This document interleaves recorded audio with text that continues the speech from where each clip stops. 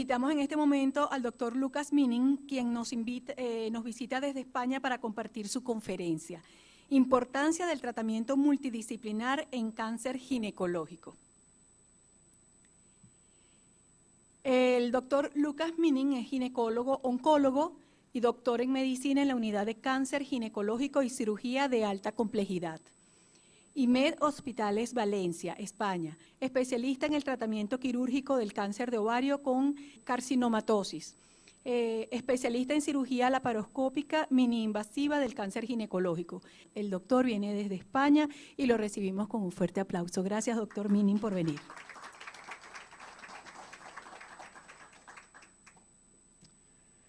Bueno, muy buenos días a todos los presentes, los que también están en las plataformas, en YouTube, que son más de 500 personas, por lo que acabo de escuchar, así que muchísimas gracias a todos por esta gentil invitación. Lo voy a resumir en una palabra que es gracias a OncoAliado. Eso resume un gran grupo de personas. Me he podido enterar en estos 2 días de forma muy precisa de el alcance realmente que tienen aquí. Por supuesto es un equipo, evidentemente, de esto va a ir mi charla, nada que ver con la ginecología, nada que ver con la cirugía, que es lo que hago, sino más que nada cómo trabajar en equipo, que es algo de lo que yo he intentado aprender en todos estos años que he también dado vuelta por el mundo. Entonces, muchas gracias nuevamente por esta invitación, estoy realmente honrado y gustoso de estar aquí en Venezuela, en Caracas, de que he conocido a gente bellísima, una ciudad más bella todavía, así que muchas gracias nuevamente. Que no es una cosa simple, pero que requiere de un adecuado funcionamiento de una unidad multidisciplinaria. Déjenme reforzar este concepto de unidad multidisciplinaria, pero no solamente que estén los integrantes de este equipo multidisciplinario, sino que además funcionen adecuadamente. Y ahí está un poco el secreto de todo esto, de cómo hacer para que estos individuos que pertenecen a diferentes áreas de una organización, que en este caso es un hospital, trabajen de forma coordinada para alcanzar un objetivo que en este caso es ofrecer la mejor calidad de atención a los pacientes. En medicina es un grupo de profesionales que se reúne de forma rutinaria. Estos profesionales son de distintas disciplinas, se reúnen en un momento específico con el objetivo de alcanzar la mejor estrategia diagnóstica y terapéutica para cada paciente en particular. Pero déjenme decirles que hoy también nos hemos aprovechado de la tecnología, entonces lo que ahí ven como algo estático, como algo presencial 100%, ahora ya hacemos lo que está ocurriendo aquí. Hay gente que está presencial discutiendo los casos y otras personas, otros especialistas que estamos o no a distancia, aprovechándonos de las plataformas para las reuniones virtuales. Sin embargo, trabajar en equipo multidisciplinario lamentablemente no es fácil y muchos de ustedes aquí podrán dar fe de esto, de que no es fácil trabajar en conjunto, trabajar en equipos. Los médicos, en ciertos momentos del día o del año, adolecemos de cierto grado de egocentrismo, cierto nivel de soberbia o en algunos casos hasta rigidez de pensamiento, pero es una cosa muy aislada, no ocurre de forma... Pero evidentemente estas son las principales barreras que yo creo que nos enfrentamos para poder trabajar en equipo. Además, que para trabajar en equipo necesitamos salir de esta zona de confort. Nosotros tenemos una forma de trabajar, nos encontramos cómodos en este lugar, pero para querer avanzar y dar un paso más allá necesitamos salir de esta zona de confort y entrar en una zona de miedo, de miedo a lo desconocido, a qué va a pasar cambiando nuestra forma de trabajar. Eso genera evidentemente cierto rechazo al salir de esta zona de confort, pero una vez que pasamos esta zona de miedo no nos queda más que aprender. Esta zona de miedo suele ser muy corta, mientras que luego la zona de aprendizaje, como ven ahí, es mucho más duradera, hasta que llega el momento, más tarde o más temprano, depende de la característica del objetivo que nos hayamos trazado, donde finalmente alcanzamos nuestros objetivos, nuestras metas, el sueño que teníamos cuando empezamos o cuando decidimos salir de esa zona de confort. Y por eso muchos gobiernos, muchas personas utilizan esta palabra de innovar, porque para salir de esa zona de confort necesitamos innovar, es una palabra muy de moda hoy en día, la innovación. Sin embargo, la innovación no es querida por la mente humana, por nuestra psiquis. Si bien es deseada, no es una cosa que querramos querer, porque evidentemente, como les acabo de mostrar, innovar significa querer correr riesgos. Significa exponerse a esa posible situación de equivocarnos potencialmente y, por supuesto, necesitamos para innovar querer cambiar esas cosas, querer cambiar la realidad que nos rodea actualmente. Pero la psiquis humana no está preparada para los cambios. Estamos muy acostumbrados a la estabilidad, a la quietud, al control de las cosas. E innovar significa justamente todo lo contrario, perder ese control, salir de esa zona de confort para buscar un mejor, en este caso, una mejor calidad de atención para nuestros pacientes.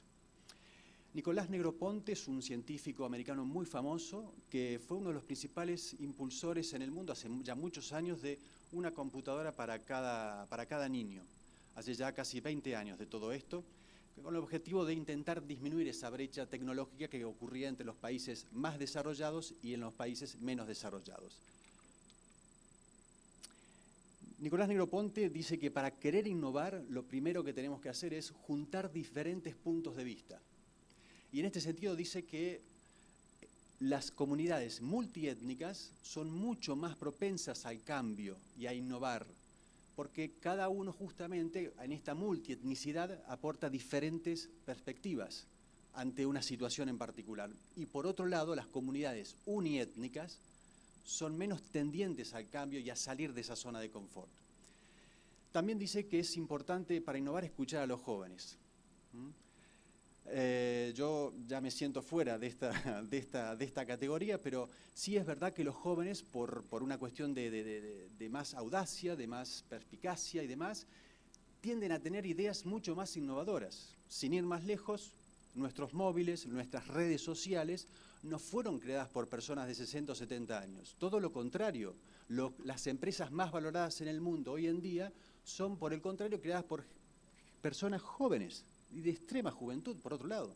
Entonces, hay que saber escuchar a los jóvenes. Hay que saber escuchar a los jóvenes. Y también dice que para querer innovar necesitamos la multidisciplina, que eso va a enriquecer el origen del proyecto y que la multidisciplina nos va a llevar a tener ideas mucho más originales y más productivas para el objetivo que nosotros queremos lograr. Y finalmente él dice algo muy importante, que necesitamos tener la suficiente humildad para reevaluar los errores. Equivocarse no está mal. Es necesario y es útil frente a la decisión de cada proyecto. Cada vez que empezamos un proyecto, todos nos vamos a equivocar una y muchas veces. Lo importante tras el error es saber reinterpretar la situación y por qué nos equivocamos. Nosotros en cirugía nos equivocamos también, pero eso es humano. Lo sabio y lo inteligente es intentar ver qué es lo que pasó, por qué hubo el error, por qué hubo una complicación. Saber reinterpretar la situación, la realidad, y salir fortalecidos hacia adelante. Dice que los que se equivocan no hay que eliminarlos, no hay que apartarlos. Todo por el contrario, habitualmente la sociedad tiende a apartar a aquel que se equivoca. El que se equivoca habitualmente no es porque tuvo en una idea, ¿no es cierto? No es porque tuvo una mala idea, sino que puede porque haya sido una idea fuera de tiempo, pero no porque la idea puede que haya sido del todo mala. Entonces, no hay que apartar a las personas que se equivocan y hay que saber, evidentemente, ser lo suficientemente flexible para seguir escuchándolos.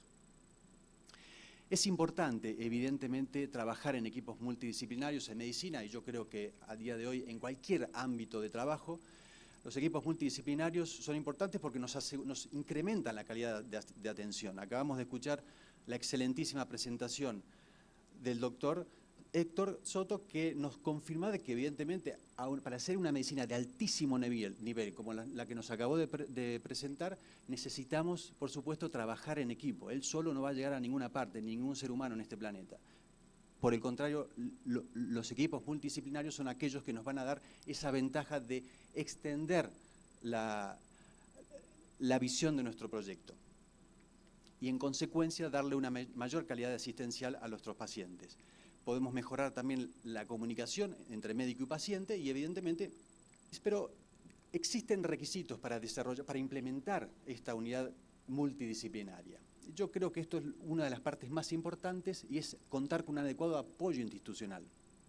Que el hospital donde estemos trabajando en cuestión esté a favor de esta ejecución de este proyecto, porque de otra forma, si queremos implementar un proyecto que es innovador, puede generar lo que se llaman enemigos internos en la misma institución.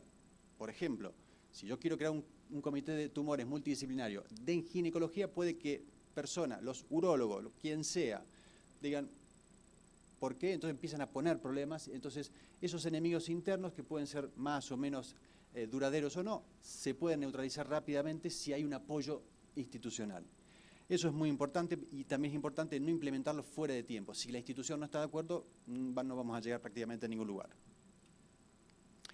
El líder tiene que existir, subrayo lo de uno. Cuando hay más de uno, aumenta ese riesgo de fracaso del proyecto, porque puede haber encuentros o distintas opiniones, y eso puede llevar a un enlentecimiento en la ejecución e implementación del proyecto. Creo que un líder es suficiente si es carismático, si tiene la suficiente claridad y visión del proyecto, y a su vez la capacidad de estimular al resto del equipo. Establecer líneas guías basadas en evidencia, por ejemplo, en lo que nos acaba de mostrar el doctor al principio, esa evidencia científica. Y aquí explico que debemos de ser lo suficientemente rigurosos en este sentido, porque aquí vamos a empezar a discutir los casos clínicos con otros compañeros. Entonces, hay que evitar ciertas palabras como a mí me parece, o siempre lo hice así, o en mi experiencia se hace de esta forma. Esto en medicina suele traer consecuencias bastante nefastas para los pacientes. Hacerlo porque yo lo hago así o porque yo siempre lo hice así. Como les acaba justamente de explicar, la rigurosidad de la investigación científica en medicina lleva a tener datos contrastados, y no a hacer lo que a mí me parece que hay que hacer. Esto, por ejemplo, sin ir más lejos, en nuestro campo, las mujeres con cáncer de cuello uterino las operábamos de forma rutinaria por cirugía laparoscópica, porque pensamos, evidentemente, pensando en un bien para el paciente, que esta cirugía laparoscópica iba a reducir, que evidentemente lo reduce, el tiempo de hospitalización, menor dolor, en lugar de abrir. ¿Por qué? Porque siempre lo hacíamos así, porque asumimos de que las ventajas de cirugía laparoscópica ante el cáncer de cuello uterino, perfecto, y hacíamos la histerectomía por cirugía laparoscópica, hasta que apareció un estudio hace 4 años que contrastó lo que nosotros pensábamos, y dijo que justamente las mujeres que operábamos por cirugía laparoscópica se morían, tenían 6 veces más riesgo de muerte, solamente por la vía de la forma de hacer la cirugía. Entonces, estos términos tienen que ser finalmente desterrados. Aquí no entra esto de que yo lo hago así porque creo. Hay que aplicar una rigurosa evidencia científica. Y también tenemos que ser auditores nosotros mismos de nuestros datos, a ver si a nosotros nos parece que vamos bien, o vamos bien porque hay datos que nos muestran que nuestro tiempo de hospitalización es apropiado, que nuestra incidencia de complicaciones postquirúrgicas es la apropiada y demás, y no estamos haciendo las cosas mal. Y por supuesto, como les dije al principio, vencer estos egos. Son requisitos fundamentales, ¿no?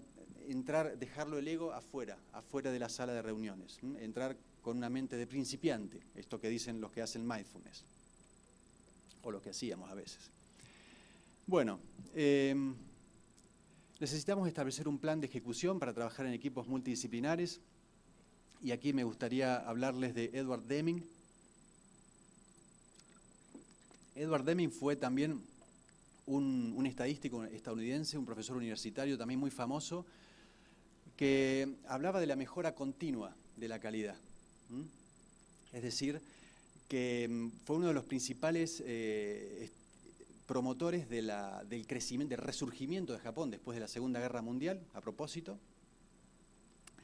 Y él hablaba de la mejora continua de la calidad, del concepto de calidad total, es decir, que no nos quedamos con un primer círculo, sino que nosotros identificamos un problema, establecemos un plan de acción ante ese problema, lo ejecutamos y luego analizamos los resultados. Y luego volvemos a empezar otra vez, a ver de qué forma podemos seguir mejorando esos resultados. Entonces, ese es el ciclo de mejora continua de la calidad y del concepto de calidad total.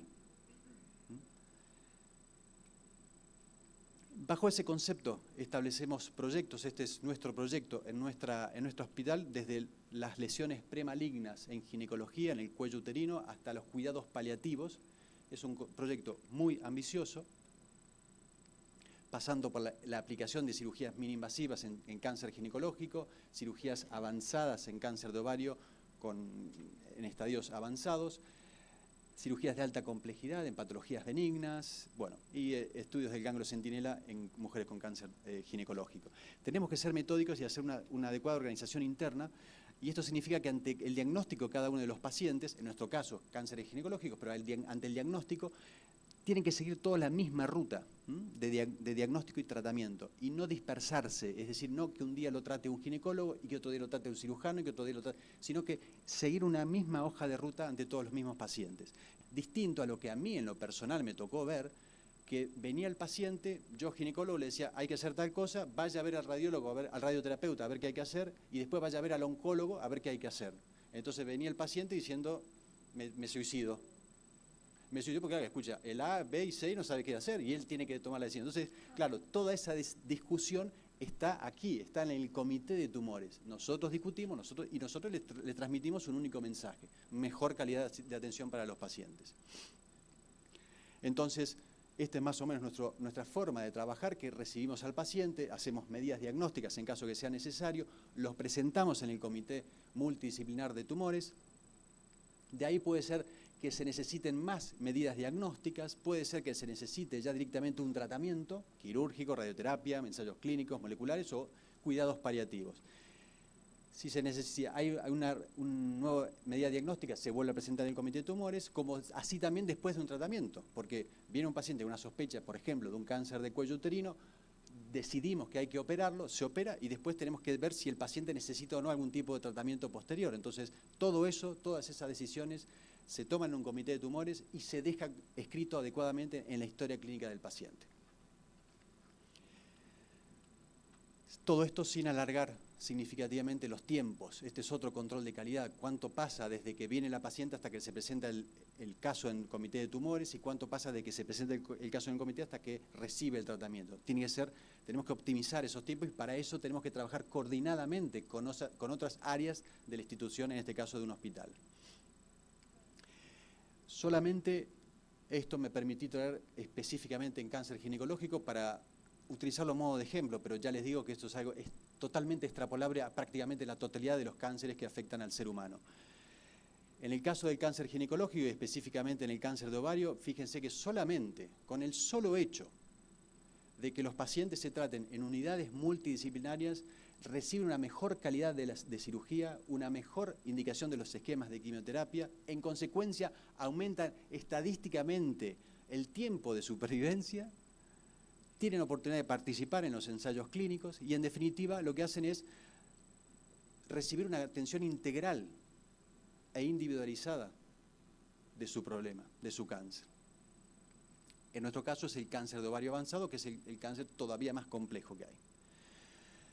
Ser metódicos, insisto, por supuesto que esto no es para todos los pacientes, hay pacientes que se salen de esta regla, de estos algoritmos de manejo, que tienen que estar basados en la evidencia científica, pero ser metódicos nos va a disminuir el margen de error, que en medicina a veces se termina pagando muy caro con la salud o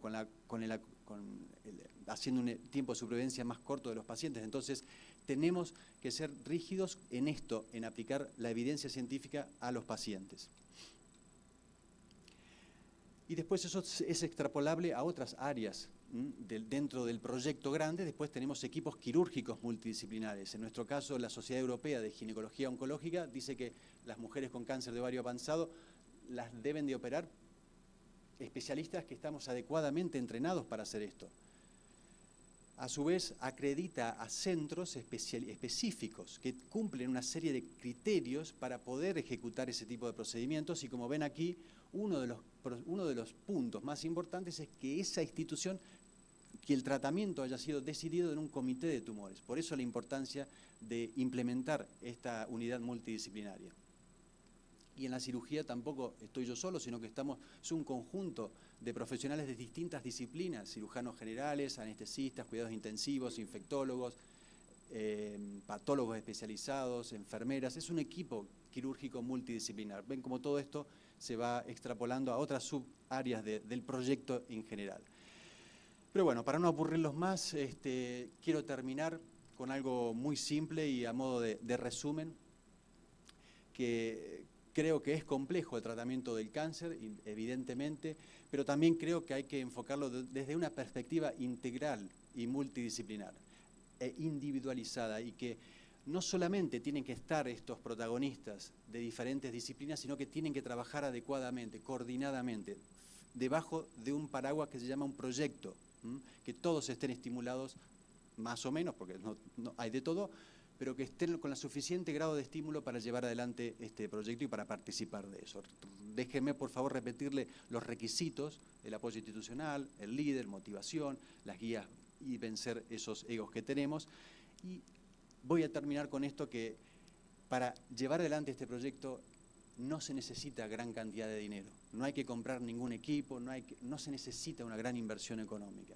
Fíjense lo que pasa, la tremenda disgregación que tenemos hoy en día en oncología, donde más de la mitad del gasto en oncología, en cáncer de ovario, se da en el último año de vida. El 42% de los recursos económicos en mujeres con cáncer de ovario avanzado se dan en el último año de vida. Entonces, esto es algo extrapolable al resto de los cánceres en los seres humanos. Por lo tanto, necesitamos reinterpretar esto.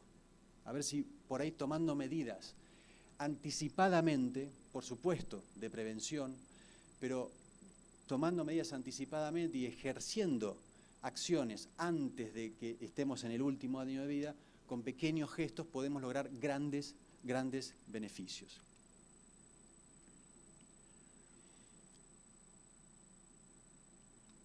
Muchísimas gracias a todos por vuestra atención. Muchísimas gracias, doctor Lucas Minning. Si tienen alguna pregunta, por favor, para el doctor Minning, me pueden informar. Muy bien. Voy primero por acá con José Bernardo.